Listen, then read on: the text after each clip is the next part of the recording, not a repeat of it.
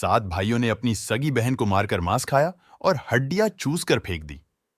जिसने सुना उसके रोंगटे खड़े हो जाते हैं। इसी जगह पर भाइयों ने अपनी बहन का मांस खाया था। नौज गांव में 7 भाई और एक बहन एक साथ रहते थे। एक भाई एक आंख से विकलांग था, उसे दिखाई नहीं देता था। 6 भाई उसे प्रताड़ित करते थे। बहन का नाम बिंदु था। भाई जड़ और शिकार का काम करता था, बहन घर का काम करती थी। एक दिन सभी भाई शिकार की तलाश में जंगल में जाते हैं।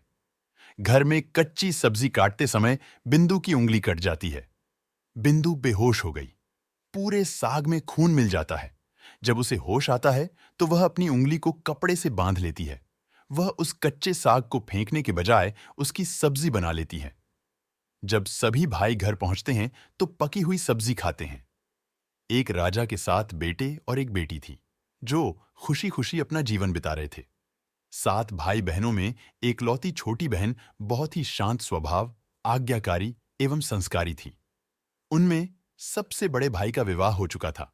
7 भाइयों में सबसे छोटा भाई एक आंख से अंधा था। छोटे भाई के दिल में अपनी इकलौती बहन के लिए बड़ा प्यार एवं लगाव था। एक दिन बड़े राजकुमार अपनी पत्नी और अपने छोटे भाइयों को साथ लेकर अपने खेतों में काम करने चले गए। चूंकि उस जमाने में खेती बाड़ी आपसी सहयोग से हुआ करते थे, सभी लोग खेतों में काम करने जाने से पहले अपनी छोटी बहन को खाना बनाने का आदेश देकर घर से निकलते हैं। 7 राजकुमार की बहन अकेले घर पर खुशी खुशी सबके लिए खाना बनाने के लिए जंगल से सरौटी साग को तोड़कर लाती है और बड़े प्यार से सरौटी साग की सब्जी बनाने से पहले बैठी सब्जी फल आदि काटने का औजार से साग को काटने लगती है। इसी दौरान वह अपनी उंगली भी काट बैठती है और रक्त की एक तेज धार निकलने लगती है, जिससे उसका पूरा हाथ खून खून हो जाता है। तब राजकुमारी सोचने लगती है कि क्या करूं? अगर घर के दीवार में खून को पोंछूंगी तो भैया लोग देख लेंगे और चिंता करेंगे, और यदि अपने कपड़े में पोंछूंगी तो भाभी खून लगा कपड़ा देखकर माहवारी समझ खाना नहीं खाएंगी। राजकुमारी इस डर से सब्जी पकाने वाले छाता साग में सारा खून को पोंछकर खून को बहने से रोकती है। फिर इसी खून लगे साग को सब्जी बनाती है। जब उसके सारे भाई और भाभी अपने खेतों से लौटते हैं तो छोटी बहन हमेशा की तरह सभी के लिए साफ थाली में खाना और मिट्टी के लोटे में पीने के लिए पानी देती है, और सभी एक साथ खाना खाते हैं और पके हुए साग को खाकर खाने की जमकर तारीफ करते हैं। और वे सब अपनी बहन से पूछते हैं कि बहन, तुम्हारे द्वारा बनाया हुआ यह साग बहुत बार खाए हैं, परंतु आज की बनी सब्जी का स्वाद बहुत ही अद्भुत लगा। बताओ ना, कैसे और क्या क्या मिलाकर इतना स्वादिष्ट सब्जी बनाई हो? पहले तो राजकुमारी डर से सहम गई कि कहीं भाइयों को पता न चल जाए कि मेरे हाथ की उंगली कट गई है। फिर वह थोड़ा सोचकर बोलती है कि कुछ नहीं भैया, जैसा हमेशा की तरह सब्जी पकाती हूं वैसे ही तो बनाई हूं। राजकुमारी अगले दिन 7 भाइयों के अनुरोध पर फिर से एक बार वहीं छाता साग की सब्जी बनाती है, परंतु भाइयों को पिछले दिन के जैसा स्वाद नहीं मिलता। फिर ऐसा ही अनुरोध 3-4 बार हुआ, लेकिन खून लगे साग का स्वाद उनके मन मस्तिष्क से उतर ही नहीं रहा था। असलियत जानने की जिज्ञासावश 7 भाई और भाभी ने उससे उस दिन के खाना बनाने का तरीका जानने का जिद करने लगे। मजबूरन राजकुमारी को सारी घटना बतानी पड़ी रही। सच्चाई मालूम होने पर 5वां भाई, जो बहुत ही लालची किस्म का था, उसने बाकी भाइयों से कहा कि बहन का खून इतना स्वादिष्ट लगा तो इसका मांस कितना स्वादिष्ट होगा। यह बोलकर सभी भाइयों के बीच चर्चा करने लगता है। सबसे छोटे भाई को छोड़कर बाकी भाइयों ने राजकुमारी को मारकर उसका मांस खाने को राजी हो गए थे। मांस खाने की सोचकर उन सभी के मुंह से लार टपकने लगता है। भाइयों के मन में स्वादिष्ट खाना खाने के लिए वे कितना लालची बन गए, इसका आभास राजकुमारी को हो गया कि किस प्रकार उसके भाई उनकी मांस खाने की लालसा रखते हैं। एक दिन 7 भाई शिकार खेलने के बहाने राजकुमारी को लेकर घने जंगल में लेकर जाते हैं, जहां पूर्व से निर्मित 4 केंद के वृक्षों पर बने मचान के नीचे पहुंचते हैं, जिस पर अपनी बहन को यह झूठ बोलकर चढ़ने के लिए बोलते हैं कि इस मचान पर जंगली जानवर तुम पर हमला नहीं कर सकेंगे। इस प्रकार सातों भाई अपनी बहन को मचान पर बैठाकर अपना अपना धनुष लेकर शिकार करने का ढोंग करके चले जाते हैं। तब राजकुमारी को पूरा आभास हो चुका था कि आज उसका आखिरी दिन है, लेकिन वह चाहती थी कि उनके भाइयों की इच्छा पूर्ण हो, इसलिए भी वह मचान में जाकर बैठ जाती है। फिर सभी भाई केंद के वृक्ष पर बने मचान से कुछ दूरी पर स्थित टोंगरी छोटा पहाड़ पर अपने अपने धनुष बाण के साथ पहुंचते हैं और एक चट्टान पर बारी बारी से अपने बाणों को तेज धार प्रदान करते हैं। टोंगरी के ऊपर सबसे पहले बड़ा भाई अपने तीर को चट्टान में ढार करता है और अपनी बहन पर धनुष से निशाना लगाकर तीर छोड़ता है। तभी राजकुमारी पूरी बातों को समझ जाती है कि भाइयों का क्या इरादा है और अपनी मातृभाषा में गीत को गाने लगती है। बिंदु बिंदु दादा, छाती ताइक ताइक, अर्थात जान से मारना ही है दादा साहब, तो तीर को सीधे मेरे छाती में वार करो, इधर उधर तीर क्यों चला रहे हो। फिर सभी भाई बारी बारी से अपने तीर के धार को तेज करते हैं और राजकुमारी पर निशाना लगाकर तीरों को छोड़ते हैं। छहों भाइयों का निशाना खाली जाता है और सातवां भाई, जो सबसे छोटा था, वह तीर चलाने से इनकार कर देता है, क्योंकि उसे अपनी छोटी बहन से बहुत लगाव था और धनुष बाण चलाने में सातों राजकुमार में सबसे निपुण था। राजकुमारी जानती थी कि उनके सातों भाइयों में सबसे छोटा भाई दादा बाकियों की तरह लालची नहीं है। छहों भाई छोटे भाई पर पूरा दबाव डालते हुए आदेश देते हैं कि अगर वह तीर नहीं चलाएगा तो बहन की तरह उसे भी मार देंगे। फिर छोटा राजकुमार उदास मन के साथ तीर को थोड़ा ही धार कर दूसरी दिशा में तीर को छोड़ डालने की कोशिश करता है और तीर को धीरे से छोड़ डालता है। राजकुमारी हर बार की तरह इस बार भी वही गीत गाती है, बिंदु बिंदु दादा, छाती ताइक ताइक।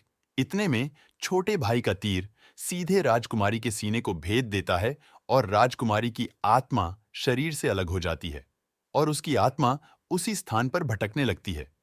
तभी वह देखती है कि उसके शरीर का मांस खाने के लिए उसके भाई कैसे लालच करते हैं और सबसे छोटे राजकुमार को जबरदस्ती मारपीट कर उसके शरीर को काटने का आदेश देते हैं। बहन के मांस को पकाने के लिए बहुत सारी सूखी लकड़ी लाने के लिए छोटे राजकुमार को जंगल भेजा जाता है। छोटा भाई जंगल में खोज खोज कर ढेर सारा लकड़ी जमा करता है और सोचता है कि कैसे इतना सारा लकड़ी को ले जाऊंगा। दादा जो रस्सी दिए हैं वो भी 7 टुकड़ों में दिए हैं। उन्हें जोड़ने पर भी यह रस्सी इन लकड़डाढ़ियों को नहीं बांध पाएगा। देर होने के डर से राजकुमार उदास होकर रोने लगता है और उसके आंखों से आंसू धरती में गिरने लगता है। वह अपनी बहन को याद करके रो ही रहा होता है कि तभी एक नाग देवता वहां आते हैं और पूछते हैं कि क्यों रो रहे हो राजकुमार। वह इधर उधर देखता है किंतु कोई भी नजर नहीं आता है। फिर राजकुमार को नाग देवता दिखते हैं और राजकुमार नाग देवता को अपनी पूरी आपबीती सुनाते हैं। फिर नाग देवता उसे कहते हैं कि मैं लकड़ी में रस्सी की भांति लिपट जाता हूं और तुम जैसे ही लकड़ी वहां रखोगे तो मैं धीरे से निकल जाऊंगा। और राजकुमार ऐसा ही करते हैं। सभी बड़े भाई यह देखकर चकित रह जाते हैं कि कैसे उनका छोटा भाई रस्सी के 7 टुकड़े होने के बावजूद भी जंगल से इतना सारा लड़की लेकर आता है। तत्पश्चात वे लोग अपने छोटे भाई को पानी लाने के लिए एक घड़ा में 7 छेद कर भेज देते हैं। छोटा राजकुमार पानी लाने के लिए एक डाड़ी छोटा कुआं में जाता है और घड़े में पानी भरता है, परंतु उसमें छेद होने के कारण सारा पानी गिर जाता है और राजकुमार वहीं बैठकर सोच सोच कर रोने लगता है कि बिना पानी के वापस जाऊंगा तो बड़े भैया लोग मारपीट करेंगे। यह सारी घटना को दाढ़ी के मेंढक, केकड़ा और मछली सुन्नव देख रहे थे और वे तीनों राजकुमार को रोता देखकर पूछते हैं कि क्यों रो रहे हो। फिर राजकुमार उन्हें अपनी आपबीती को विस्तार से बतलाता है और कहता है कि मैं अपनी प्यारी बहन के शरीर का मांस कैसे खा सकता हूं, नहीं खाऊंगा तो बड़े भैया लोग मारपीट करेंगे। तब मेंढक कहता है कि तुम परेशान मत हो, हम सब मेंढक घड़ा के छेद में चिपक जाते हैं। फिर मछली और केकड़ा बोलते हैं कि तुम हमें लेकर चलो, तुम्हारे भाई जब राजकुमारी के मांस को खाएंगे तब तुम मछली को खाना और जब वे हड्डी को खाएंगे तब तुम केकड़ा को खाना, बड़े भाइयों को शक नहीं होगा। फिर राजकुमार ने बिल्कुल वैसा ही किया जैसे केकड़े और मछली ने कहा था। रात को जब राजकुमारी का पका हुआ मांस खाने को परोसा गया, तब बड़े भाइयों से छुपाकर वह मांस को दीमक के टिल्हे में डाल देता है। और समय बीतने पर वहां बांस का एक बड़ा बुदा झुंड उगता है। इस घटना के वर्षों बाद एक भीख मांगने वाला जोगी उसी बांसौदा के पास से गुजर रहा था, और वह सुंदर सुंदर बांस के बुदा को देखकर सोचता है कि अगर इतने सुंदर बांस से केंद्रा वाद्य यंत्र बनाया जाए तो कितना सुरीला धुन निकलेगा। उसी क्षण बांस से आवाज आती है, ना काट काट रे जोगी, ई तो लागे भैया रोपल बांस। जोगी फिर भी बांस को काटता है। जोगी इसी उद्देश्य से एक मोटा बांस का टुकड़ा काट कर ले जाता है कि इस बांस का आवाज इतना सुंदर है, यदि केंद्रा बनाएंगे तो कितना मधुर आवाज निकलेगा। और जोगी इस बांस से एक सुंदर केंद्रा का निर्माण करता है। इस केंद्रा से इतनी मधुर ध्वनि निकलती है कि जोगी जहां जहां भी इसे बजाता है, इसके ध्वनि से लोग मंत्रमुग्ध हो जाते थे। एक दिन जोगी घूमते घूमते बड़े राजकुमार के घर पहुंचता है, और अधिक धन के लालच में जोगी जोर जोर से केंद्रा बजाना शुरू करता है। परंतु इस बार केंद्रा का मीठा सुरीला स्वर कर्कश हो जाता है, और जब भी जोगी कुछ नया धुन बजाने की कोशिश करता है, बार बार एक ही धुन निकलता है, ना बाज रे केंद्रा, ई तो लगो मोर दुश्मन कर घर। बार बार यही धुन निकलने पर बड़ा राजकुमार मार पीट कर जोगी को अपने घर से भगा देता है। ऐसे ही घूमते घूमते जोगी हर भाई के घर जाता है, लेकिन हर बार की भांति वही धुन, ना बाज रे केंद्रा, ई तो लगो मोर दुश्मन कर घर बजाता है। यह धुन सुन सारे भाई जोगी को डांट डपट कर भगा देते हैं। सबसे अंत में जोगी छोटे राजकुमार के घर पहुंचता है। छोटे भाई के घर के आंगन में प्रवेश करते ही केंद्रा खुद ही बजने लगता है, जोर जोर से बाज रे केंद्रा, ई तो लगो मोर छोट भैया कर घर। बड़ा ही मधुर मीठे स्वर का धुन सुनकर छोटा राजकुमार चंद्राकर मोहित हो जाता है, और यह धुन सुनकर छोटे राजकुमार से रहा नहीं गया, और जोगी से केंद्रा की मुंह मांगी सोने की मोहरें देकर उसे खरीद लेता है, तथा जोगी को अच्छे से मेहमान नवाजी कर अच्छे से विदा कर दिया जाता है। धीरे धीरे समय बीतता है, और छोटे राजकुमार अपने काम से कुछ दिनों के लिए बाहर जाते हैं। जब वह वापस लौटता है तो देखता है कि उसका कमरा बहुत सुंदर ढंग से सजा हुआ है, और घर के सारे बर्तन अच्छे तरीके से रखे हुए हैं। तब छोटा राजकुमार सोचता है कि हमेशा मेरे कमरे की साफ सफाई घर के नौकर करते हैं, लेकिन कभी भी इतना सुंदर सजाया नहीं गया है। फिर राजकुमार अपने नौकरों से पूछताछ करते हैं कि मेरे कमरे को इतना सुंदर किसने सजाया है। नौकरों के मना करने पर राजकुमार सोचते हैं, शायद कोई भाभी आई होगी और मेरे कमरे को सजा कर गई होगी। जब भी राजकुमार घर से बाहर काम के लिए जाते, यही घटना हर बार देखने को मिलती, और लगातार होने के कारण राजकुमार के मन में जानने की जिज्ञासा उमड़ने लगी कि आखिर मेरे घर को इतने सुंदर ढंग से कौन सजावट करता है। वह अपने भाइयों तथा भाभियों से भी पूछता है, और वे लोग भी सजावट करने की बात से साफ मना कर देते हैं। एक दिन राजकुमार सच्चाई पता लगाने के लिए किसी काम का बहाना कर बाहर जा रहे हैं बोलकर निकलते हैं, और छुपकर पुनः वापस आकर अपने कमरे में रखे खजूर के गोल मोड़े हुआ चटाई के अंदर छुप जाते हैं। कुछ समय इंतजार के बाद राजकुमार देखते हैं कि एक खूबसूरत सी लड़की केंद्रा से निकलकर कमरे के अंदर आती है, और सारे कमरे की साफ सफाई कर वापस उसी केंद्रा में समा जाती है।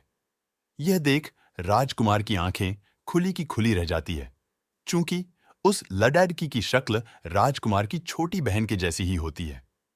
राजकुमार अगले दिन फिर से एक बार उसी प्रकार छुप जाते हैं, और जैसे ही वह सुंदर लड़की पूरे कमरे की साफ सफाई का काम खत्म कर वापस केंद्रा में जाने वाली होती है, तब छोटे राजकुमार उस लड़की का हाथ पकड़ लेते हैं और तुरंत केंद्रा को जला देते हैं, जिसके बाद वह लड़की हमेशा के लिए मानव रूप में परिवर्तित हो जाती है, और दोनों भाई बहन खुशी खुशी अपना जीवन जीते हैं। आज भी हर गांव में आसारी पूजा के दिन बकरा कटता है, और पूरे गांव के घरों में प्रसाद स्वरूप बकरा का मांस खाया जाता है, और सतबैनी नामक पूजा स्थान पर वहीं सरौटी साग को चढ़ाया जाता है।